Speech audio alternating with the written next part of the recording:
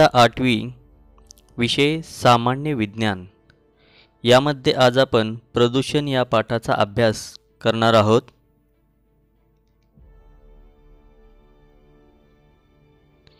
निरीक्षण करा पर्यावरणातील विविध समस्या। पर्यावरणातील या समस्या का निर्माण झाल्या असाव्यात? या समस्यांवर मात करण्यासाठी काय करावे लागेल?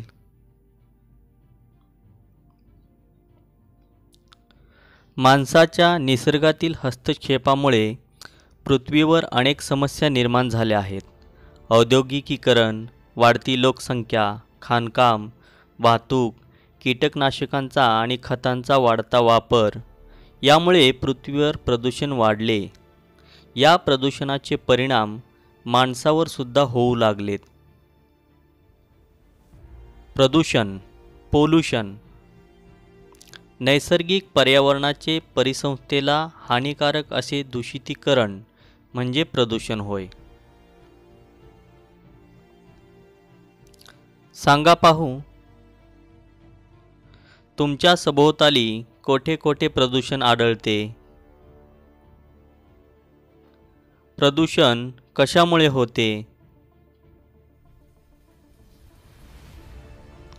प्रदूषके, पोल्युटंट्स, परिसंस्थेच्या नैसर्गिक कार्यात अडथळा आणणाऱ्या अजैविक व जैविक घटकांवर म्हणजे वनस्पती, प्राणी आणि मानवावर घातक परिणाम घडवणाऱ्या घटकांना प्रदूषके म्हणतात। प्रदूषके पर्यावरणात जास्त प्रमाणात सोडली गेल्यास पर्यावरण विषारी व अनारोग्यकारक होते। प्रदूषके नैसर्गिक तसेच मानवनिर्मित असतात। नैसर्गिक प्रदूषके निसर्ग नियमानुसार कालांतराने नष्ट होतात। याउलट मानवनिर्मित प्रदूषके नष्ट होत नाहीत।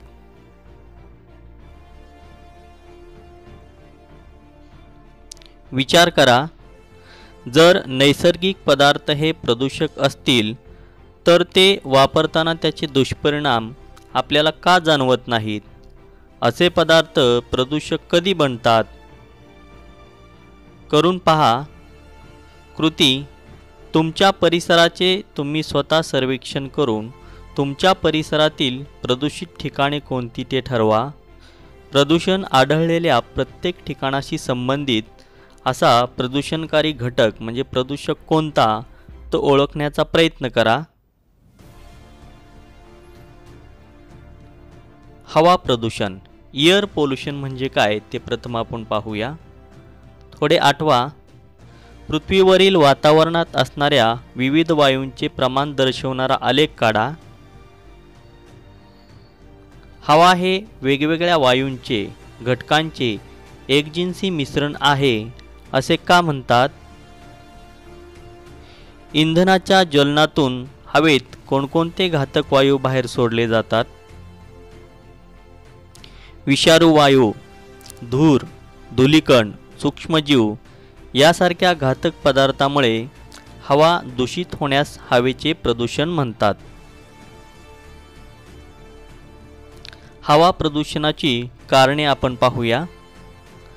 सांगा पाहू, खालील चित्रातील हवा प्रदूषण कोणत्या घटकामुळे होते ते सांगा।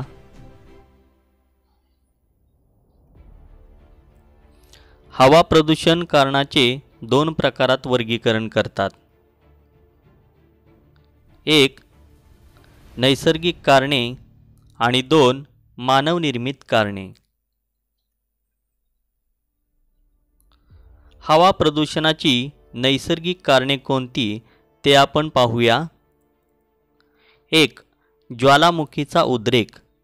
उद्रेकातून घनरूप, वायुरूप व द्रवरूप पदार्थ बाहेर पडतात। उदाहरणार्थ hydrogen sulphide, sulphur dioxide, carbon dioxide, ammonium chloride, hydrogen बाष्प, धूलिकण। दोन, भूकंप। भूकंपामुळे पृथ्वीच्या अंतर्भागातील विषारी वायू व पाण्याची वाफ मोठ्या प्रमाणावर हवेत मिसळली जाते।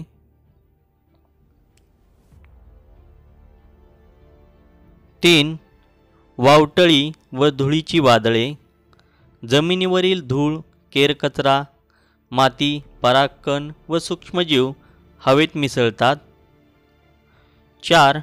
वणवे, वणव्यामुळे carbon dioxide, sulphur dioxide, hydrogen sulphide व धूर वातावरणात मिसळतो. 5.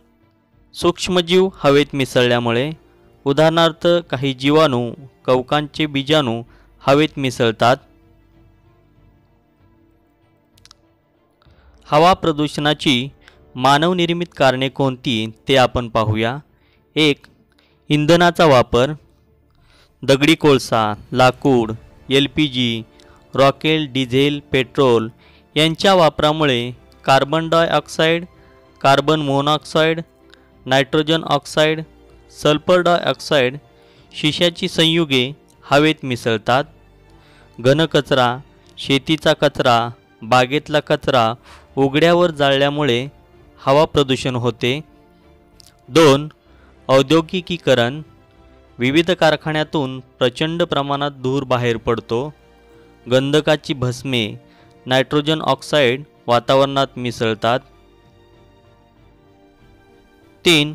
अणुऊर्जा निर्मिती व अणुस्फोट, अणुऊर्जा निर्मितीत युरेनियम, थोरियम, ग्रॅफाइट, प्लुटोनियम या मूलद्रव्यांच्या वापरामुळे किरणोत्सर्जन होऊन हवा प्रदूषण घडून येते. इतिहासात डोकावताना, 1. लंडनमध्ये हवा प्रदूषणामुळे 5 ते 9 डिसेंबर 1952 या कालावधीत दाट धुके पडले. त्यात दगडी कोळसा ज्वलनातून बाहेर पडणारा धूर मिसळला. या धुरक्याची छाया 5 दिवस राहिली. लंडन शहरात 3 ते 7 डिसेंबर 1962 या कालावधीत अशी छाया होती. 2. इसवी सन 1948 साली पीटर्सबर्ग शहरावर धूर व धुराची काजळी यामुळे दिवसाही रात्रच झाली. यावेळी या शहराला काळे शहर म्हणून ओळखले गेले.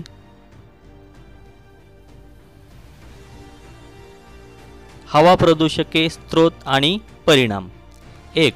सल्फर डायऑक्साईड SO2 याचा स्रोत कारखाने, म्हणजे ज्या ठिकाणी कोळसा व खनिज तेल इंधनाचा वापर. त्याचा परिणाम डोळ्याचा दाह, श्वसन मार्गाचा दाह, अतिरिक्त कफ निर्मिती, खोकला, दम लागणे. 2. कार्बन मोनॉक्साईड CO याचा स्रोत वाहन आणि कारखान्याचा धूर. याचा परिणाम रक्ताच्या ऑक्सिजन धारण क्षमतेत घट. 3. नायट्रोजनची ऑक्साईडे याचा स्रोत वाहनाचा धूर. याचा परिणाम फुफ्फुसे व श्वसन मार्गाचा दाह. 4. हवेत मिसळलेले कणरूप पदार्थ याचा स्रोत म्हणजे उद्योग व वाहनांचा धूर. याचा परिणाम श्वसन रोग. 5. धूळ याचा स्रोत उद्योग व वाहनांचा धूर. याचा परिणाम सिलिकॉसिस व्याधी. 6. कीडनाशके याचा स्रोत कीडनाशकांची निर्मिती व वापर. याचा परिणाम मनोदौर्बल्य, दीर्घश्वासामुळे मृत्यू. 7. मिथेन म्हणजे CH4 याचा स्रोत आहे कारखान्यातून होणारी वायू गळती. याचा परिणाम विषबाधा, त्वचेचा कर्करोग, दमा आणि श्वसनसंस्थेचे विकार.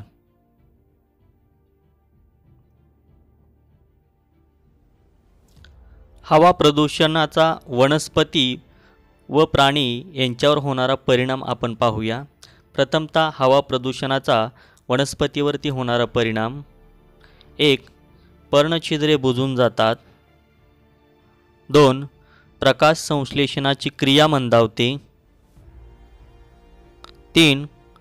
वनस्पतींची वाढ खुंटते, पाने गळतात आणि पिवळी पडतात. त्यानंतर प्राणी जीवनावरती होणारा परिणाम.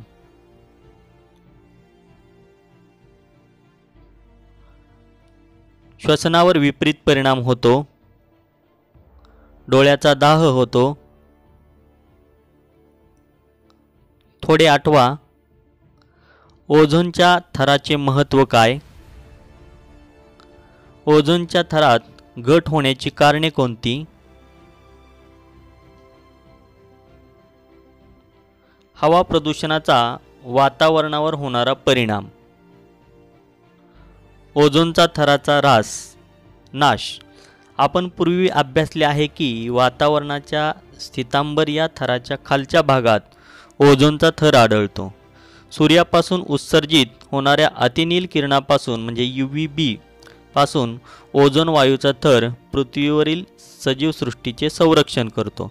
परंतु आता या ओझोन थराला खालील कारणामुळे धोका निर्माण झाला आहे. हरितगृह परिणाम व जागतिक तापमान वाढ. CO2 वातावरणात अगदी कमी प्रमाणात असला तरी तो सूर्याची उत्सर्जित ऊर्जा शोषून घेण्याचे अतिशय उपयुक्त काम करतो.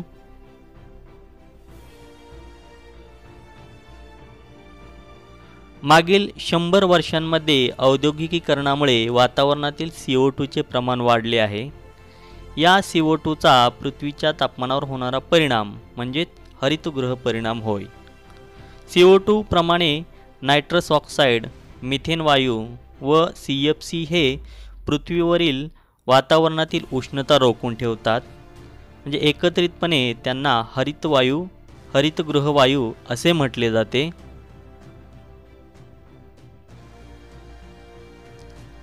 वाढत्या हरितगृह परिणामांमुळे हळूहळू जागतिक तापमान वाढत चालले आहे. यामुळे हवामानात बदल घडून आल्यामुळे पिकांचे उत्पादन, वन्यजीवांचे वितरण यात बिघाड तसेच हिमनग व हिमनद्या वितळून समुद्र पातळीमध्ये वाढ दिसून येत आहे. आम्लवर्षा ॲसिड रेन. कोळसा, लाकूड, खनिज तेले यासारख्या इंधनाच्या ज्वलनातून सल्फर व नायट्रोजन यांची ऑक्साईडे वातावरणात सोडली जातात.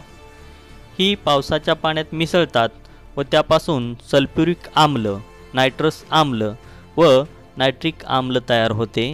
ही आम्ले पावसाचे थेंब किंवा हिमकणांचे मिसळून जो पाऊस किंवा बर्फ पडतो त्याला आम्लवर्षा म्हणतात. आम्लवर्षेचे परिणाम आपण पाहूया. 1. आम्लयुक्त पावसामुळे मृदेची व पाण्याच्या साठ्याची आम्लता वाढते. यामुळे जलचर, प्राणी, वनस्पती व संपूर्ण जंगलातील जीवनाची हानी होते व संपूर्ण परिसंस्थेवर विपरीत परिणाम होतो.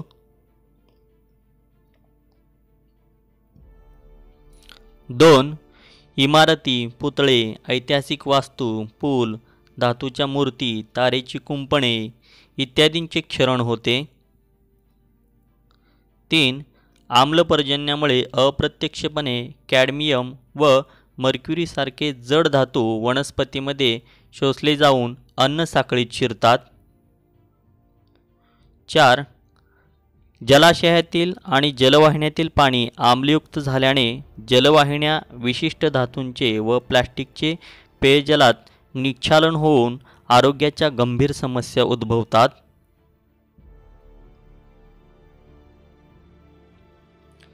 हवा प्रदूषणावर प्रतिबंधात्मक उपाय. 1. कारखान्यातून बाहेर पडणाऱ्या धुरात अनेक दूषित कण असतात.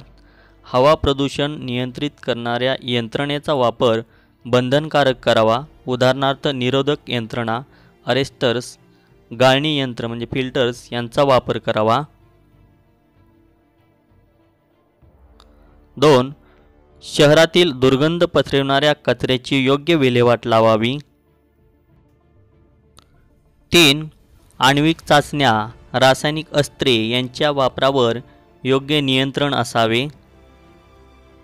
4. CFC निर्मितीवर बंधने आणावीत.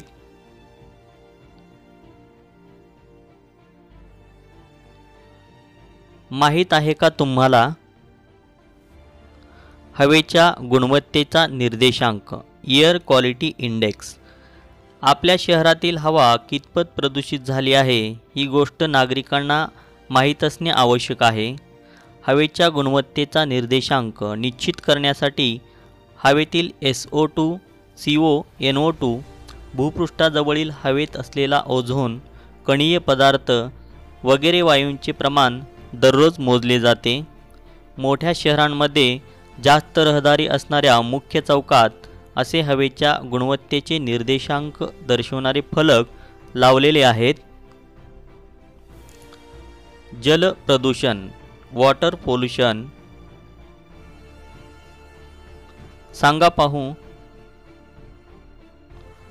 वापरण्यास योग्य असे पाणी आपणास कोणकोणत्या जलस्रोतापासून मिळते? पाण्याचा वापर आपण कोणकोणत्या कारणासाठी करतो? पृथ्वीवर एकूण क्षेत्रफळाच्या किती टक्के पाणी आहे? कोणकोणत्या कारणामुळे पाणी दूषित होते किंवा प्रदूषित होते? पाण्याला जीवन असे का म्हणतात? नैसर्गिक व बाह्य घटकांच्या मिश्रणाने पाणी जेव्हा अस्वच्छ विषारी होते तेव्हा त्यातील ऑक्सिजन प्रमाण घटते व त्यामुळे सजीवांना अपाय होतो, साथीच्या रोगांचा फैलाव होतो, तेव्हा जलप्रदूषण झाले असे म्हणतात. गोड्या किंवा समुद्राच्या पाण्यामधील प्रदूषणामध्ये भौतिक, रासायनिक व जैविक बदलांचा समावेश होतो. जलप्रदूषके, वॉटर पोल्युटंट्स म्हणजे काय ते आपण पाहूया. जैविक जलप्रदूषके, शैवाल, जीवाणू, विषाणू व परजीवी सजीव यांच्यामुळे पाणी पिण्यायोग्य राहत नाही. या जैविक अशुद्धीमुळे रोग पसरतात. असेंद्रिय जलप्रदूषके, बारीक वाळू, धुलीकण, मातीचे कण असे तरंगणारे पदार्थ, क्षारांचा साका, आर्सेनिक, कॅडमियम, शिसे, पारा यांची संयुगे व किरणोत्सारी पदार्थांचे अंश. सेंद्रिय जलप्रदूषके, तणनाशके, कीटकनाशके, खते, सांडपाणी तसेच कारखान्यातील उत्सर्जके. आता आपण पाणी प्रदूषणाची कारणे पाहूया. पाणी प्रदूषणाची नैसर्गिक कारणे व परिणाम. 1. जलपर्णीची वाढ, प्राणवायू कमी होतो, पाण्याचा नैसर्गिक गुणधर्म बदलतो. 2. कुजणारे पदार्थ, प्राणी व वनस्पतींचे अवशेष सडणे व कुजणे इत्यादीमुळे. 3. गाळामुळे, नदीच्या प्रवाहामुळे व पात्र बदलल्यामुळे.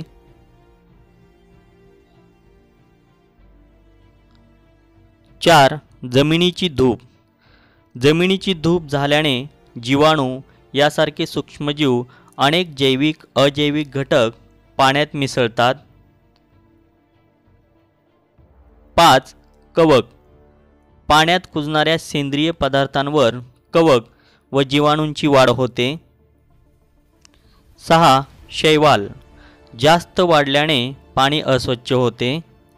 7. कृमी, जमिनीवरील कृमी पावसाच्या पाण्यात वाहत जातात. पाणी प्रदूषणाची मानवनिर्मित कारणे व परिणाम आता आपण पाहूया. 1. निवासी क्षेत्रातील सांडपाणी, गावातील शहरातील सांडपाणी, मैला नदीच्या वाहत्या पाण्यात जलाशयात सोडले जाते. 2. औद्योगिक सांडपाणी, कापड, साखर, कागद, लोह, चर्मोद्योग व दुग्ध प्रक्रिया उद्योगातून रंग विरंजक रसायने, चामड्याचे तुकडे, तंतू, पारा, शिसे इत्यादी पाण्यात सोडले जातात. 3. खनिज तेल गळती, वाहतूक करताना तेल सांडणे, गळती होणे, टँकर सफाई करताना पाण्यावर तेलाचा तवंग येतो. 4. खते व कीटकनाशकांचा वापर, रासायनिक फॉस्फेटयुक्त व नायट्रोजनयुक्त खते, एन्ड्रीन, क्लोरीन, कार्बोनेटयुक्त कीटकनाशके इत्यादी पाण्याबरोबर वाहत जाऊन प्रवाहाला मिळते.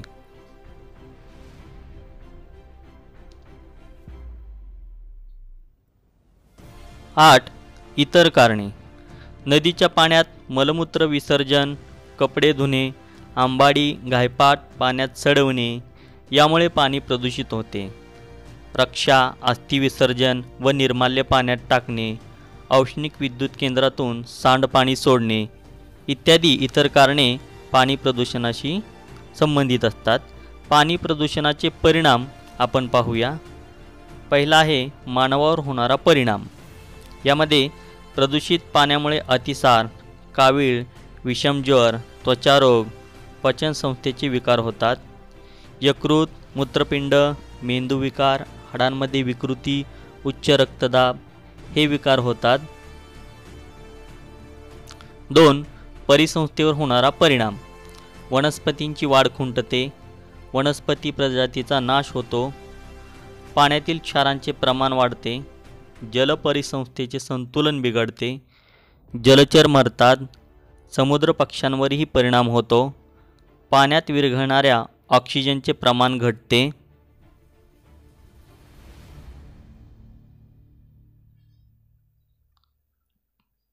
3. इतर परिणाम. पाण्याचे नैसर्गिक व भौतिक गुणधर्म बदलतात, पाण्याचा रंग, चव बदलते, पाण्यातील उपयुक्त जीवजंतू नष्ट होतात, जमिनीच्या सुपीकतेवर परिणाम होतो, पिकात विषारी तत्व समाविष्ट होतात. त्यानंतर पुढचा भाग आहे मृदा प्रदूषण, सॉइल पोल्युशन. थोडे आठवा, जमिनीची धूप म्हणजे काय? मृदेची सुपीकता कमी होण्याची कारणे कोणती? पृथ्वीवरील जमिनीने व्यापलेल्या एकूण भागापैकी काही भाग बर्फाच्छादित आहे, काही भाग वाळवंटी, तर काही भाग पर्वत व डोंगर रांगांनी व्यापलेला आहे. मानवी वापराला उपयुक्त जमीन खूप कमी आहे. मातीतील भौतिक, जैविक व रासायनिक गुणधर्मात नैसर्गिकरित्या व मानवी कृत्यामुळे जे बदल घडून येतात त्यामुळे तिची उत्पादकता कमी होते, तेव्हा मृदा प्रदूषण झाले असे म्हणतात. आता वरील दोन्ही छायाचित्राची तुलना करा.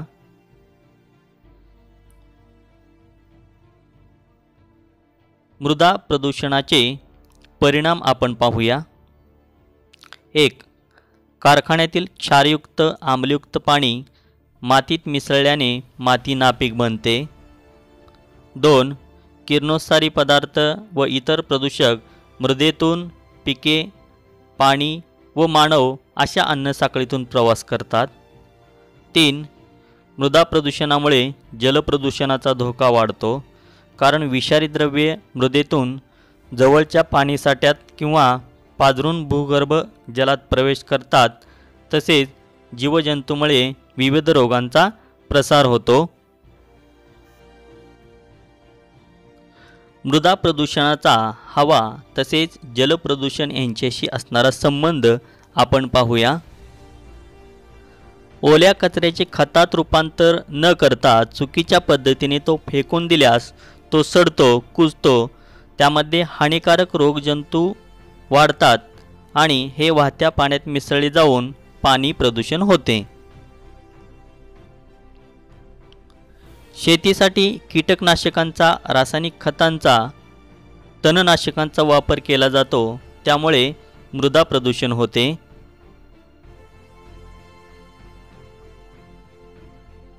कीटकनाशक व तणनाशकांचा जास्त प्रमाणात केलेल्या फवारणीमुळे ती रसायने हवेत मिसळतात व हवा प्रदूषण होते. तसेच रासायनिक खतांचा वापर जास्त प्रमाणात केल्यास ही रसायने पाण्यात मिसळतात व पाणी प्रदूषण होते.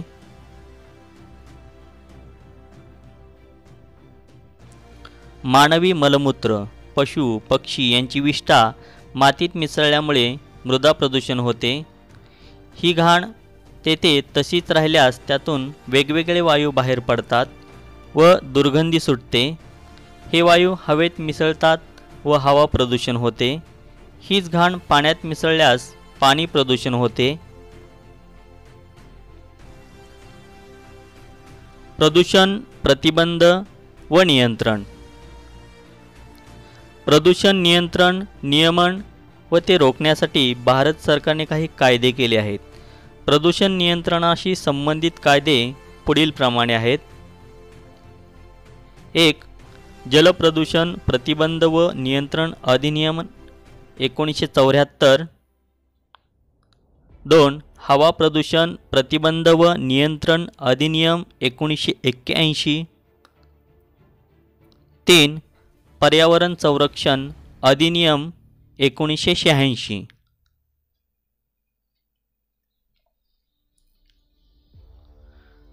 जैववैद्यकीय कचरा, धोकादायक उत्सर्ग, घनकचरा, ध्वनी प्रदूषण नियंत्रण या सर्वांबाबत विविध कायदे व नियम अस्तित्वात आहेत. कारखाने, औद्योगिक वसाहती, महानगरपालिका, जिल्हा परिषदा, पंचायत समित्या, ग्रामपंचायती इत्यादी संस्थांद्वारे वरील प्रदूषण नियंत्रणाशी संबंधित कायदे यांचे पालन होत आहे की नाही यावर देखरेख ठेवण्याचे काम महाराष्ट्र प्रदूषण नियामक मंडळ व केंद्रीय प्रदूषण नियामक मंडळ या शासकीय संस्थांद्वारे केले जाते.